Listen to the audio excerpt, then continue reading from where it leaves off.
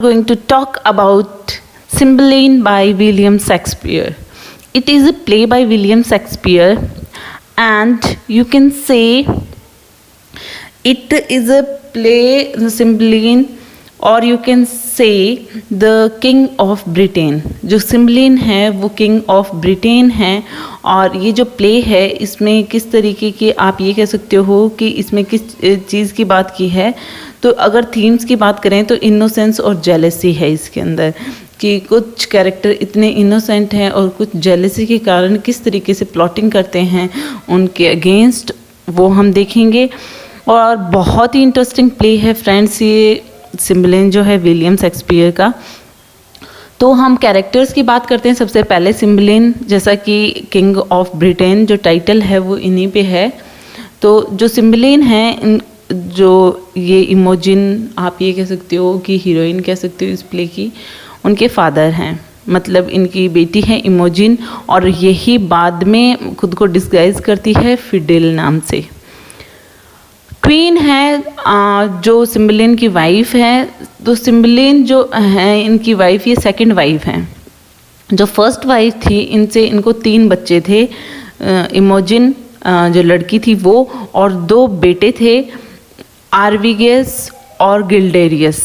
और आर्विरेगस और गिल्डेरियस जो दोनों बच्चे हैं इसके, ये किडनैप कर लिए गए हैं चाइल्डहुड में ही। ये यहाँ से गायब हो गए थे किंग के पास से, और किस तरीके से और कौन इनको लेकर जाता है वो हम आगे बात करेंगे। लेकिन पहले मैं बता देती हूँ, इनके ये 2 बेटे थे, दोनों ट्विन थे, और बेटी जो है इनकी इमोजिन है। फिर इनकी जो सेकंड वाइफ है जो क्वीन है, इनके भी मतलब एक बेटा पहले से ही था जब शादी हुई थी इनकी किंग से, क्लोटेन नाम का। अब ये किंग जो ये जो क्वीन है ये बहुत ही ज़्यादा प्लॉटिंग करती है। ये चाहती है कि अब यहाँ पे जो उनके जो ट्विन बेटे हैं किंग के, वो तो गायब हैं, इसलिए जो बेटी है इमोजिन उन्हीं को मिलेगी सारी प्रॉपर्टी। तो क्वीन चाहती है कि वो मेरे बेटे से, क्लोटेन से शादी कर ले। लेकिन इमोजिन जो है उसको उसका बेटा बिल्कुल भी पसंद नहीं होता है। वो ऑलरेडी किसी को लाइक करती है, उसका नाम है पोस्थमस। जो पोस्थमस है वो एक ऑर्फन जेंटलमैन है, वो ऑर्फन है, और यहाँ पे किंग ने उसे अडॉप्ट किया था, मतलब यहीं पे रहता है वो जब चाइल्डहुड से ही। जो पोस्थमस है वो किंग के कोर्ट में रहता है, और यहाँ पे पोस्थमस और इमोजिन दोनों ने ही सीक्रेट मैरिज कर ली है। इस चीज़ से सिम्बलिन बहुत परेशान है, मतलब वो उसको बिल्कुल भी पसंद नहीं है कि इमोजिन ने मतलब इतने लो ब्लड से शादी कैसे कर ली। तो यहाँ पे दूसरी तरफ जब उनको पता चलता है तो ये उनको निकाल देते हैं। आगे की स्टोरी हम बाद में डिस्कस करेंगे, पहले मैं आपको ओवरऑल बता देती हूँ कैरेक्टर्स के बारे में। पिसेनियो जो है पोस्थमस का सर्वेंट है, बहुत ही लॉयल है पोस्थमस और इमोजिन दोनों को से ही। क्लोटन नाम का, जैसे मैंने बताया, एक बेटा है क्वीन का, उसके फर्स्ट हस्बैंड से, फॉर्मर हस्बैंड से, बाद में उनकी शादी किंग से हुई है। तो वो स्टेप ब्रदर ऑफ इमोजिन हुआ, जिससे कि क्वीन चाहती है कि शादी कर ले, क्लोटन और इमोजिन की शादी हो जाए।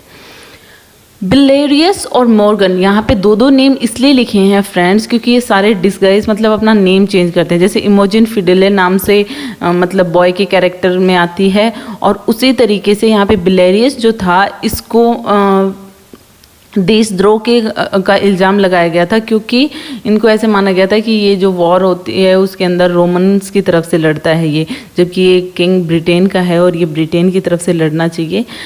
लेकिन किसी ने गलत इनको इन्फॉर्मेशन दी थी, जिसकी वजह से किंग ने बिलेरियस को निकाल दिया था, बैनिश कर दिया था। तो जब उसको बैनिश किया तो उसने गुस्से में इनके दोनों जो ट्विन बेटे थे, जैसा कि मैंने बताया स्टार्टिंग में ही, इनको जो काफ़ी छोटे होते हैं 20 इयर्स पहले ही इनको उठा ले गया था, वो किडनैप कर लिया था।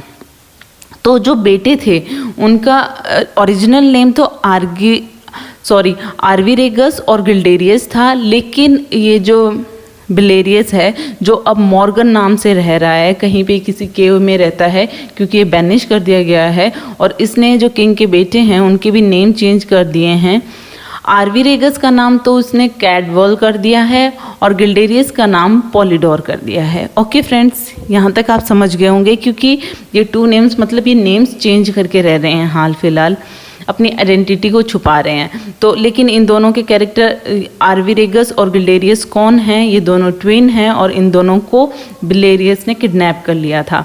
कॉर्नेलियस कौन है? एक कोर्ट के फिजिशियन हैं और क्वीन की वीकनेस के बारे में इनको पता चल गया था, क्योंकि क्वीन ने इनसे जहर मांगा था। और जब इनसे जहर मांगा था तब क्यों मांगा था? उन्होंने सोचा कि ज़रूरत पड़ने पे मैं इसको इमोजिन को भी दे दूँगी अगर ये मेरे बेटे से शादी नहीं करेगी, और साथ ही साथ उनका जो लॉयल सर्वेंट था पिसैनियो, उससे भी ख़त्म करना था। तो मतलब इस फिजिशियन ने जहर नहीं दिया उसे, मतलब लॉन्ग स्लीप पिल्स दे दी थी कि उनको लेने के बाद में बहुत लंबी नींद में इंसान सो जाएगा, और क्वीन को ऐसे लगा वो जहर की गोलियां हैं, पॉइजन है। और अगला कैरेक्टर हम देखें तो इयाकिमो जो है एक रोमन लॉर्ड है, फ्रेंड ऑफ फिलेरो है, और यहाँ पे इसकी मुलाकात पोस्थमस से होती है प्ले के अंदर। और किस तरीके से आप इस कैरेक्टर को याद रखेंगे, क्योंकि ये विलन है इस प्ले का, और इसकी वजह से ही बहुत सारी कन्फ्यूज़न होती हैं और इसी ने कपल्स को दूर किया है। तो इयाकिमो को याद रखेंगे। फिर फिलेरियो की बात करें तो फिलेरियो जो है वो पोस्थमस के होस्ट हैं रोम में, मतलब यहाँ पे इसके फ्रेंड तो हैं ही इयाकिमो के, लेकिन साथ ही साथ ये पोस्थमस को जब बैनिश कर दिया गया है किंग के द्वारा, और जब वहाँ पे ये जाते हैं इटली में, यहाँ पे ये रोम के की फैमिली से बिलोंग करते हैं, वहाँ पे जाते हैं, तब वहाँ पे वो जानते हैं उनको, क्योंकि ये इनके फादर को भी जानते थे, पोस्थमस के फादर को सिसिलियस लियोनाटस, और पोस्थमस का भी पूरा नाम है पोस्थमस लियोनाटस। अब जो लास्ट कैरेक्टर है वो कैसियस लूशियस है, जो the general of the Roman forces है, रोमन की जो फोर्सेस हैं उनका जनरल है, और काफ़ी आप ये कह सकते हो कि गुड नेचर्ड पर्सन है। अब हम प्ले की बात कर लेते हैं। तो प्ले में क्या होता है कि स्टार्टिंग में जैसा कि मैंने बताया, सिम्बलिन जो किंग ऑफ ब्रिटेन है, इनकी जो बेटी है इमोजिन, इसने अपने फादर की विशेस के अगेंस्ट शादी कर ली है एक लो ब्लड या लो बॉर्न पर्सन से, पोस्थमस लियोनाटस नाम के एक पर्सन से। अब यहाँ पे क्या होता है, क्योंकि जैसा कि क्वीन ने प्लानिंग कर रखी थी कि वो अपने बेटे क्लोटन से शादी करवाएगी, लेकिन यहाँ पे वो शादी कर लेती है चुपके से, और जब सिम्बलिन को ये पता चलता है तो वो क्वीन की ही बात मानता है सारी, तो उसको भी ये चीज़ पसंद नहीं आती है किंग को, और क्वीन दोनों को ही ये चीज़ पसंद नहीं होती, इसलिए वो पोस्थमस को वहाँ पे एग्जाइल कर देते हैं इटली में। और एग्ज़ाइल के टाइम पे इनको लास्ट मीटिंग होती है इनकी, और वहाँ पे क्या होता है कि ये आपस में गिफ्ट्स एक्सचेंज करते हैं कि हम हमेशा एक दूसरे के लिए ट्रू रहेंगे, फेथफुल रहेंगे। और इस वजह से जो पोस्थमस है उसने इमोजिन को ब्रेसलेट दिया है, और इमोजिन ने पोस्थमस को एक रिंग दी थी कि हम एक दूसरे के लिए ऑनेस्ट रहेंगे, और वो अपनी तरफ से दोनों के लिए दोनों जो हैं वो गिफ्ट शेयर करते हैं। उसके बाद क्या होता है कि यहाँ पे जब वो पहुँचता है पोस्थमस इटली, तो वो एक पर्सन से मिलता है जो, जैसा मैंने बताया है कि एक इयाकिमो नाम के एक पर्सन से मिलता है रोम के अंदर। और वहाँ पे क्या होता है कि उससे बातों में ये बातें एक्सचेंज होती हैं कि जो औरतें होती हैं वो अनचेस्ट होती हैं, फेथफुल नहीं होती हैं, और प्रिंसेस जो है वो भी ऐसी ही है, ऐसे इस तरीके की बातें करते हैं। तो पोस्थमस इस चीज़ से मना कर देता है, लेकिन वो ऐसे कहता है कि तुम चाहो तो मैं उसे सिड्यूस करके बता सकता हूँ। तो अगर फिर उन दोनों में बैट हो जाती है। बैट में ये डिसाइड होता है कि अगर इयाकिमो जीत जाता है ये बैट, तो पोस्थमस उसको जो उसने इमोजिन ने जो रिंग दी थी वो इयाकिमो को दे देगा।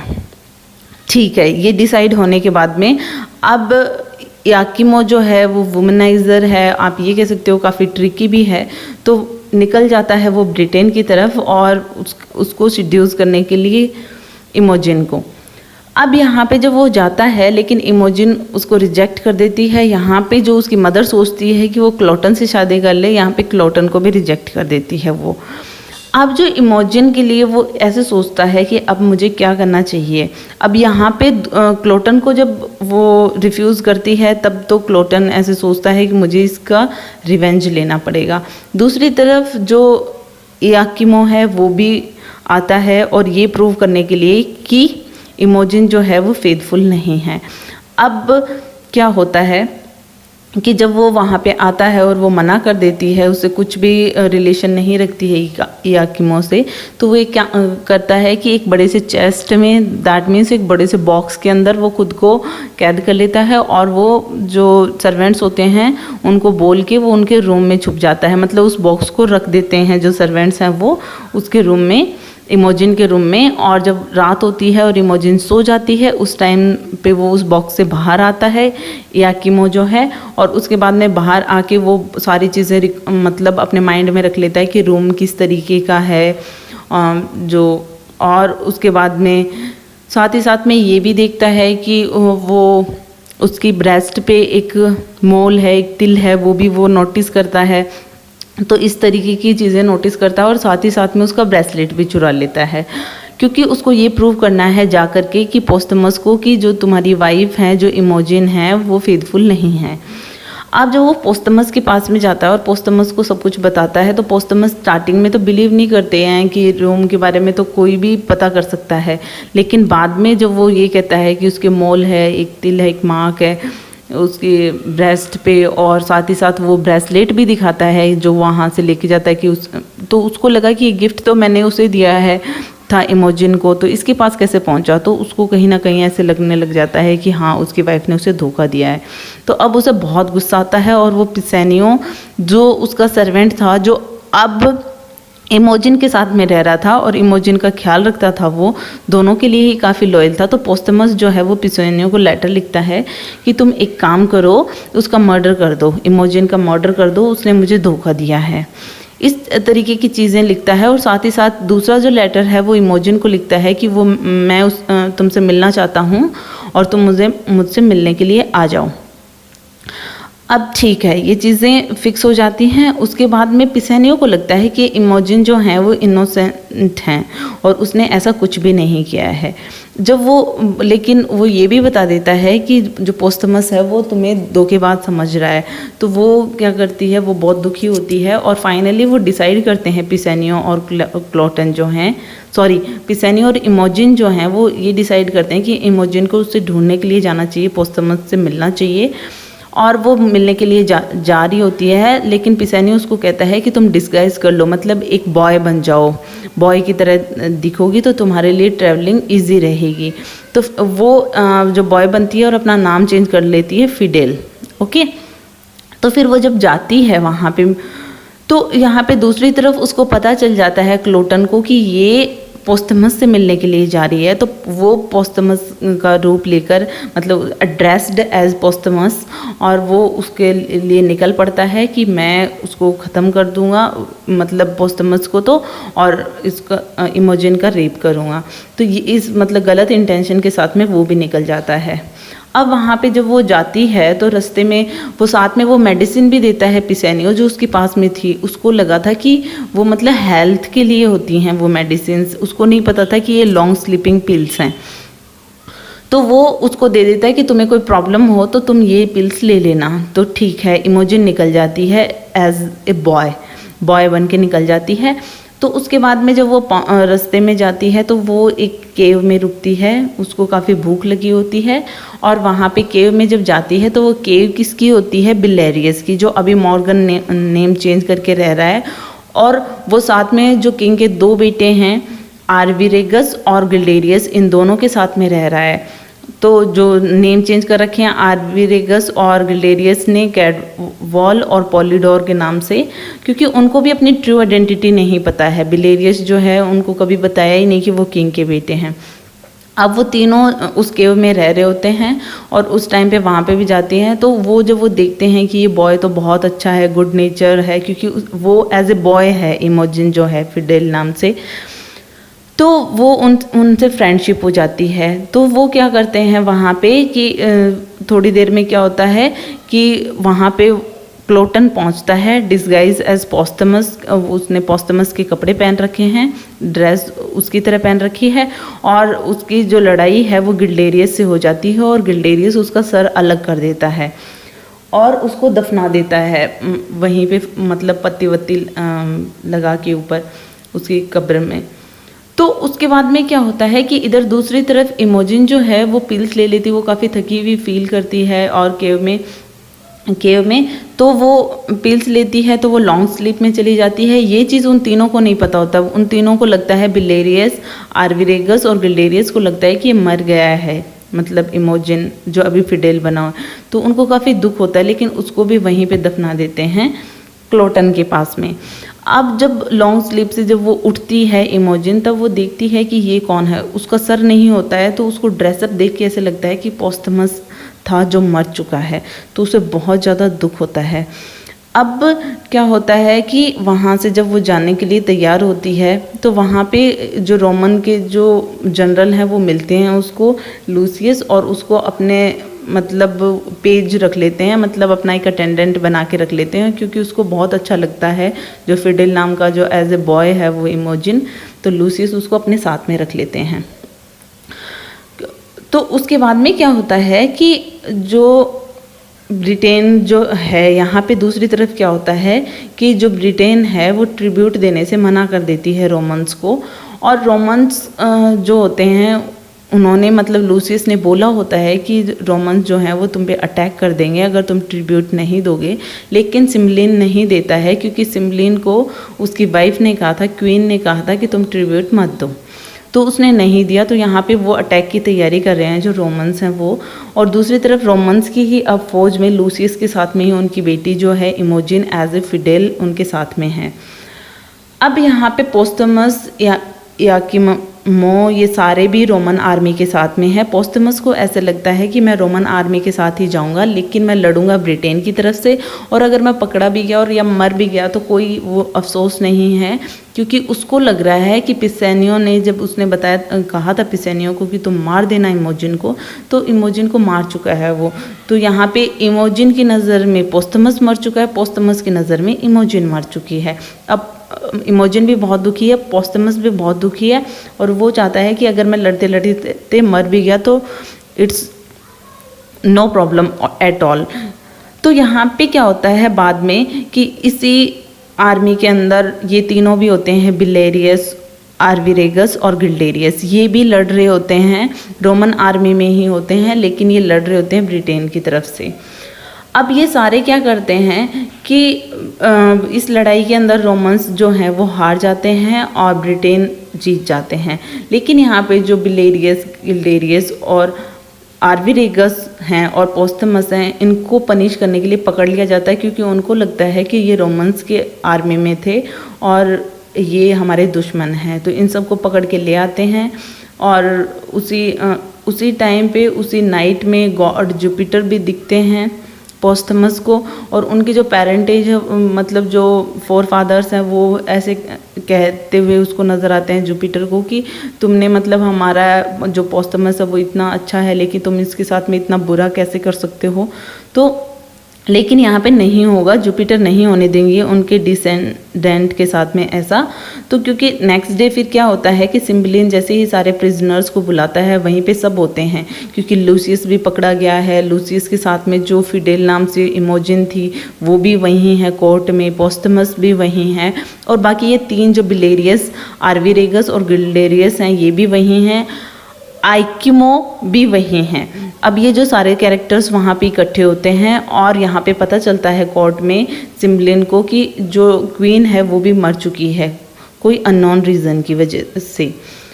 अब यहाँ पे क्या होता है कि सारे कन्फेस करते हैं कि उनकी क्या मिस्टेक है, कैसे क्या है, लेकिन यहाँ पे जो लूसियस है वो कहता है कि नो प्रॉब्लम, अगर आपने मुझे पकड़ लिया है तो, लेकिन ये जो मेरे साथ में जो बॉय है फिडेल, ये बहुत ही अच्छा है। जब फिडेल को सिम्बलिन देखता है तो उसको लगता है कि इस फिडेल को कहीं देखा है, मतलब उसको अच्छा लगता है वो, क्योंकि वो उसकी बेटी होती है, तो उससे मतलब बेटी से रिजेंबल है, तो उसको याद आती है उसकी। तो वो उसको माफ़ कर देता है। तो ठीक है, इमोजिन माफ़ कर दी जाती है एज ए फिडेल जो हैं अभी, और लूसियस जो है वो कहता है कि तुम मुझे सज़ा दे सकते हो। अब यहाँ पे जो होता है कि एक विश भी मांगने के लिए कहता है सिम्बलिन फिडेल को, जो इमोजिन है एक्चुअल में। तो इमोजिन जो है वो देखती है कि याकिमो के पास में रिंग है। तो रिंग उसको कैसे मिली थी, क्योंकि उसने ये साबित किया था कि इमोजिन जो है वो फेथफुल नहीं है। तो पोस्टमस जब बैट हारा था तब उसने उसको वो रिंग दी थी एज उसने प्रॉमिस किया था।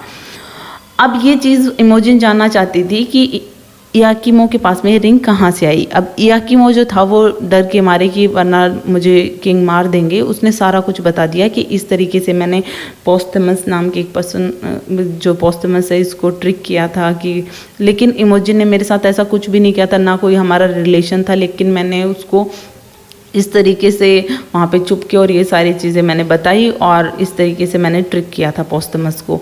तो पोस्टमस को बहुत बुरा लगता है कि मैंने अपनी वाइफ जो इतनी अच्छी थी, फेथफुल थी, उस ट्रू थी, और उसको मैंने मरवा दिया है। तो वो जो है वो काफ़ी रिग्रेट फील करता है और वो रिवील कर देता है किंग के सामने कि जो तुम्हारी बेटी थी इमोजिन, उसी को मैंने ही मरवाया था, और देखिए क्योंकि मुझे लगा था कि वो अनफेथफुल है मेरे लिए।